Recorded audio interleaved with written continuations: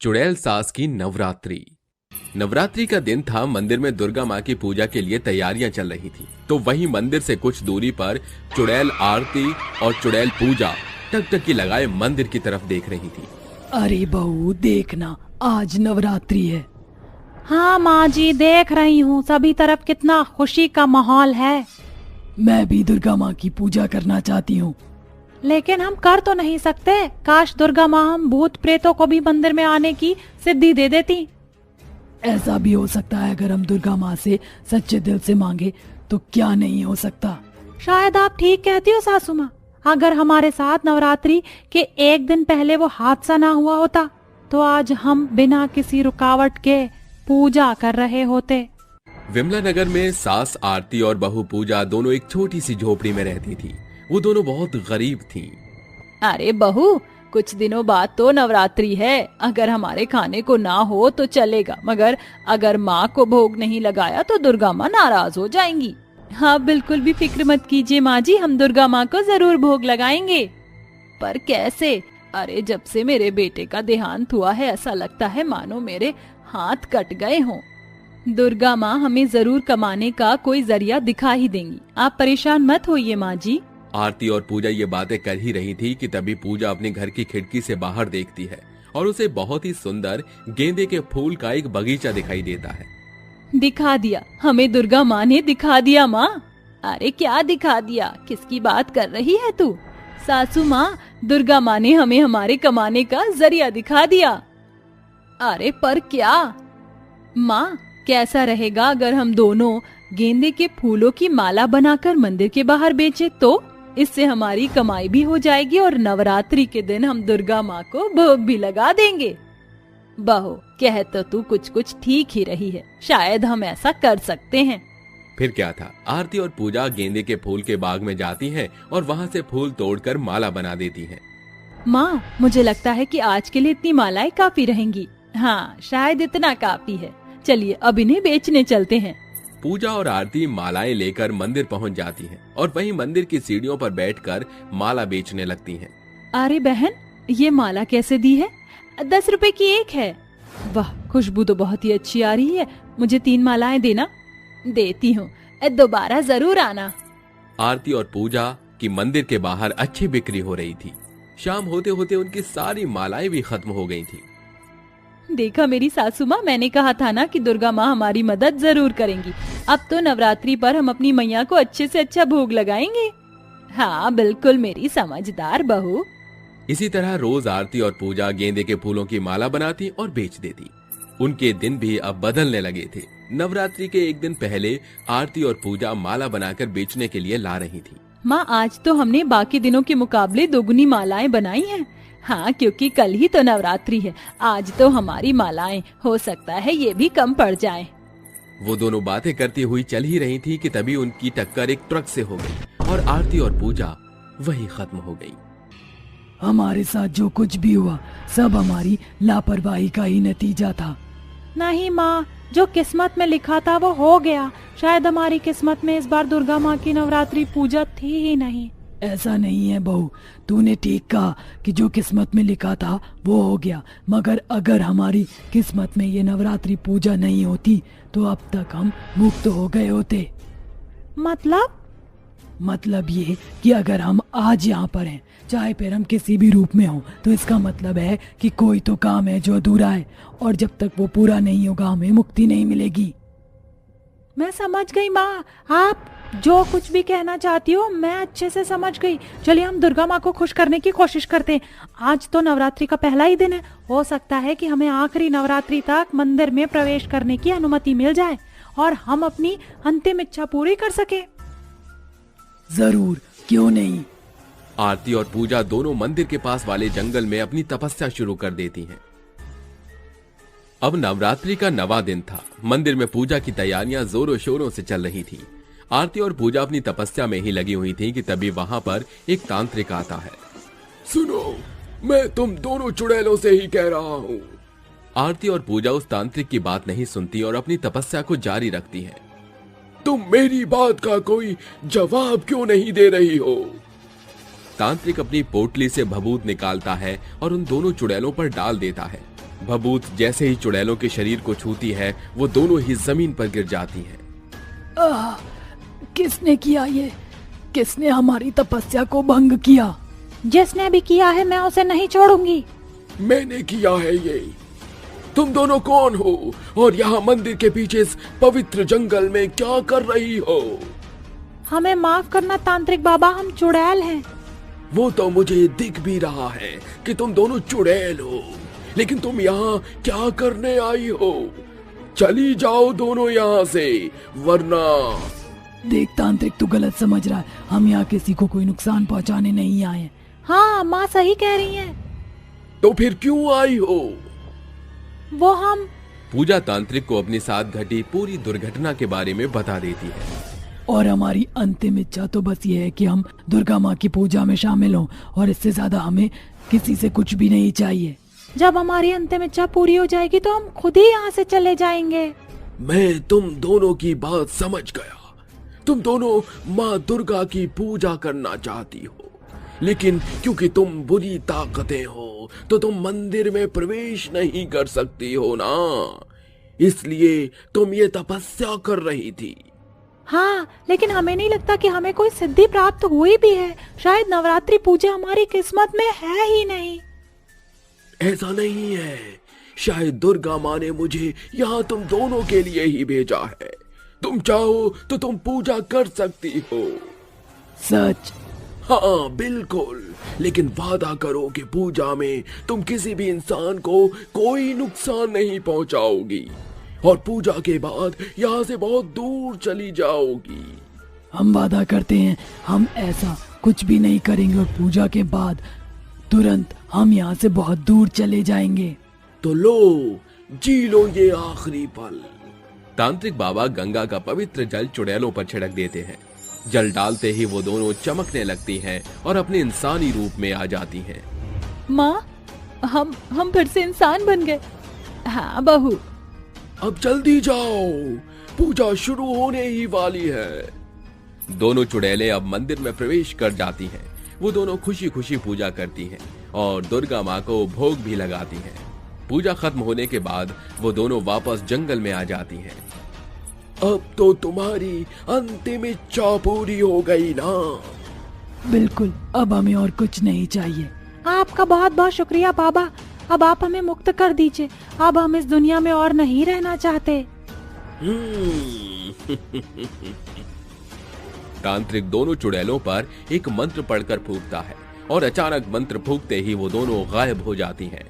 चुड़ैलों को अब उनकी अंतिम इच्छा पूरी होने के बाद मुक्ति मिल गई थी और सब कुछ ठीक हो गया। चुड़ैल की 5 जादुई प्रेग्नेंट बेटियां। लाया है बाहर खुशियों का प्यार, क्या कहना, खिले खिले चेहरों से आज घर है मेरा गुले गुलजार, क्या कहना। तभी चुड़ैल बेटी निशा आकर रसोई में अपनी माँ से कहती है, अरे माँ, सुबह सुबह अपने गाजर का हलवा इतने सारे मेवे डालकर क्यों बना रही हैं आप? तुम 5 के लिए बना रही हूँ, तुम्हें बहुत पसंद है, और मेवे इसलिए डाल रही हूँ ताकि तुम्हारे बच्चों को इनसे ताकत मिले, समझी अब? और तुम यहाँ क्यों आई? मना किया है ना, ज्यादा चलने फिरने से। जाओ जाकर अपनी बहनों के साथ डाइनिंग टेबल पर बैठो। अंजना चुड़ैल की 5 चुड़ैल बेटियां थीं जो कि गर्भवती थी। अंजना उनका ख्याल रख रही थी। वो 7 महीने की 5 गर्भवती बहनें थीं। तभी अंजना अपनी 5 चुड़ैल बेटियों को गाजर का हलवा परोसती है। अरे माँ, आप हमारे लिए इतनी मेहनत क्यों कर रही हो? चुप करो तुम, तुम्हारा ख्याल रख रही हूँ ना मैं, और ये सब मैं अपने नाती नातिन के लिए कर रही हूँ। और जब तुम्हारा ख्याल रखो तो चुपचाप काम कर लिया करो। ठीक है माँ, खा रहे हैं हम, वैसे भी ये तो हमारा फेवरेट है, शायद हमारे बच्चों को भी पसंद आ जाए।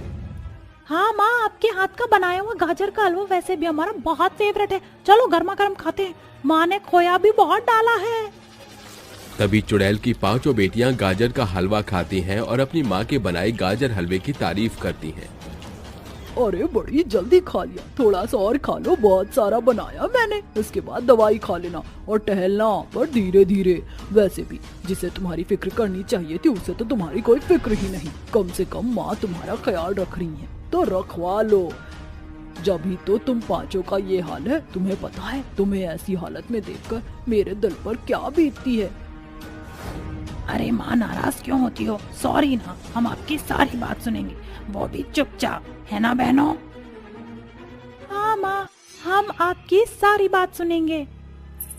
कुछ देर बाद अंजना चुड़ैल अपनी 5 चुड़ैल बेटियों को पार्क में ले जाती है और धीरे धीरे उन्हें टहलने को कहती है, जिससे वो थोड़ी बहुत एक्सरसाइज भी करती हैं। उनको बीच बीच में जूस पिलाती हैं, फल काट कर खिलाती हैं और घर ले आती हैं।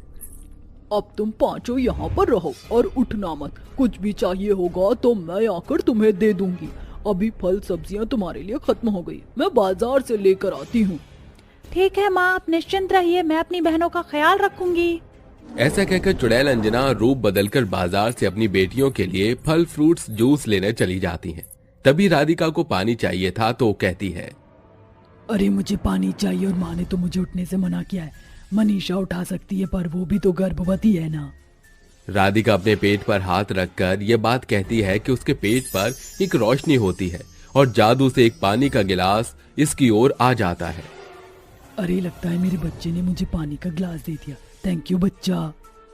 राधिका, याद है ना, हमारे बच्चे जादुई हैं। अगर हमें कुछ भी चाहिए होता है तो बच्चे हमें दे सकते हैं। फिर भी माँ हमारी फिक्र करती है।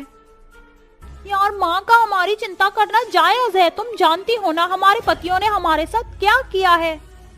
निशा दीदी सही कह रहे हैं, बिल्कुल। पर कुछ वक्त बाद माँ को बता देंगे कि हमारे जादुई बच्चे हैं जो हमारा बहुत ख्याल रखते हैं। बेटा, हमें चाट पापड़ी खाने का मन कर रहा है, जरा देना। और मुझे छोले भटूरे खाने हैं। 5 चुड़ैल बेटियां अपने पेट पर हाथ रखकर अपने जादुई बच्चों से खाने की मांग करती हैं। ये कहते ही उसके 5 जादुई बच्चे उनकी फरमाइश पूरी कर देते हैं और वो ये सारे खाने को चटकारे लेते हुए खाते हैं। अरे क्या हुआ? कुछ नहीं, वो बेबी ने किक मारी। अच्छा, लगता है बेबी फुटबॉलर बनेगा। तभी अंजना चुड़ैल घर वापस आ जाती है और कहती है, बच्चों, तुम्हें कोई परेशानी तो नहीं हुई ना? ख्याल रखा ना ठीक से? हाँ माँ, हम बिल्कुल ठीक हैं। चलो अच्छा है, मैं तुम्हारे और बच्चे की सेहत के लिए गोंद के लड्डू बनाऊंगी। ठीक है माँ। वक्त गुजरता है। कुछ महीनों बाद 5 चुड़ैल बहनें अपने 5 जादुई बच्चों को जन्म देती हैं। उनके साथ खेलने लगती हैं। तभी महीने भर के बच्चों को खाना खिलाते हुए राधिका कहती है, निशा, अब वक्त आ गया कि हमें अपने 5 पतियों से बदला ले लेना चाहिए। जो उन्होंने हमारे साथ किया उनका भुगतान तो उन्हें भी करना होगा। हाँ बिल्कुल, और अब हमारे बच्चों को भी कोई खतरा नहीं है। माँ भी हमें कुछ नहीं कहेंगी। बिल्कुल ठीक बोला तुमने मेरी बच्चियों। जाओ और उसका बहुत बुरा हाल करना। तुम्हारे 5 बच्चों का ख्याल मैं रखूंगी। और वो 5 चुड़ैल अपनी चुड़ैल माँ को अपनी जादुई बेटी के बारे में बता देती हैं। और वो 5 चुड़ैल पत्नी अपने पतियों के पास पहुंचकर सोते हुए उन्हें परेशान करती हैं। उनकी चद्दर को खींच लेती हैं तो कभी खटपट करती हैं। ये देख निशा का पति रोहन कहता है, कौन है यहाँ? तेरी मौत हूँ मैं, तेरी मौत।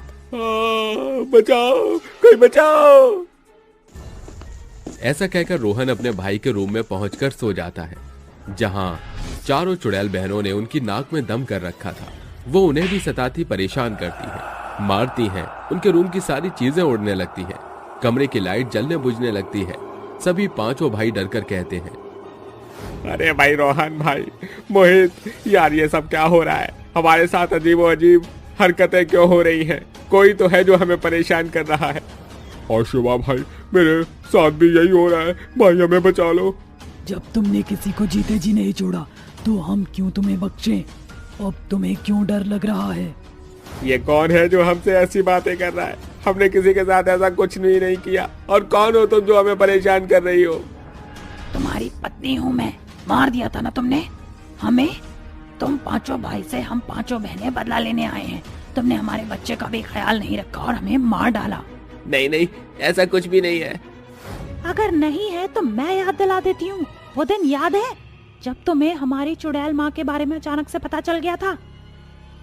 अरे दामाद जी, आप मेरी बेटी का ठीक से ख्याल तो रखते हैं ना?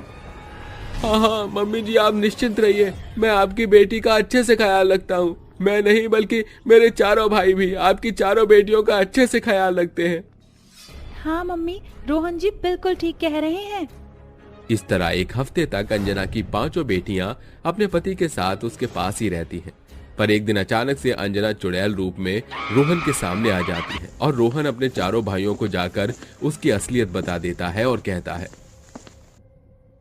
शिवाय, मोहित, तुम जानते हो हमारी सास चुड़ैल है। अगर वो चुड़ैल है तो हमारी पत्नियां भी चुड़ैल होंगी और हमारे होने वाले बच्चे भी वैसे ही होंगे। इससे तो अच्छा यही होगा कि हम उन्हें खत्म कर दें। क्या? अगर हमारी पत्नी चुड़ैलें निकली तो हमारे बच्चे भी वैसे ही होंगे? नहीं नहीं, हमारे बच्चे इस दुनिया में आए उससे पहले हम सब खत्म कर देंगे। हम क्यों उनका बोझ ढोएं? कहीं आगे जाकर कुछ हो गया तो?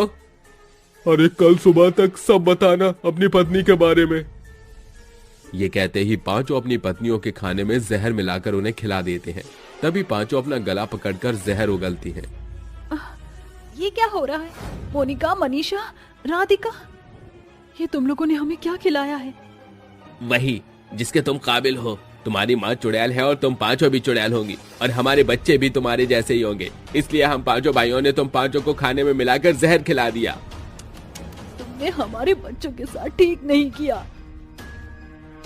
ये कहते ही पांचों गर्भवती बहनें मर जाती हैं, जिसके बाद में वो चुड़ैल बन जाती है। तुम पांचों भाइयों ने मिलकर इतना बड़ा कदम उठाया और एक बार भी तुम्हें अपने बच्चों का एहसास नहीं हुआ और हमें भी मार डाला। अगर हम चुड़ैल होते तो हम मरते, तुम्हारे जहर का असर भी नहीं होता हमें। और इस बात से माँ बहुत नाराज है।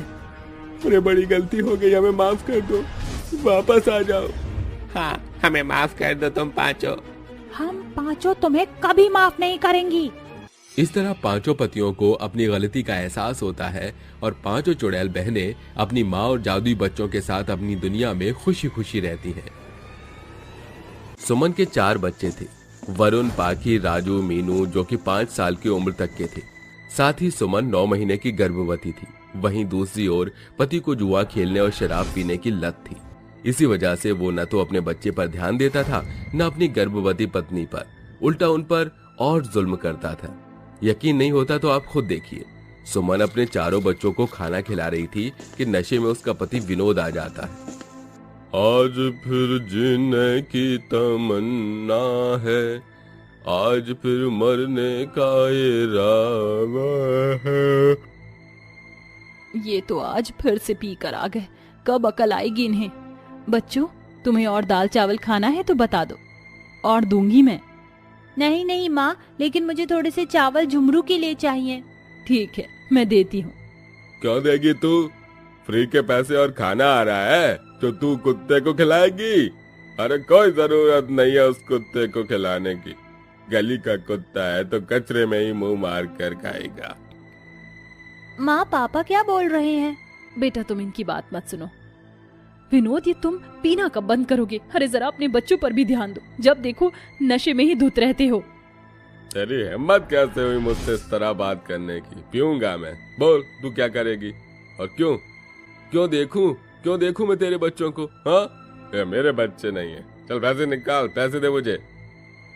नशेड़ी विनोद अपनी पत्नी के पास जाकर पैसे मांगता है। पैसे न मिलने पर वो इधर उधर से पैसे ढूंढकर हाथ में लेता है तो सुमन उसे रोकने की कोशिश करती है, जहां विनोद उसे धक्का दे देता है और वो रोते हुए कहती है,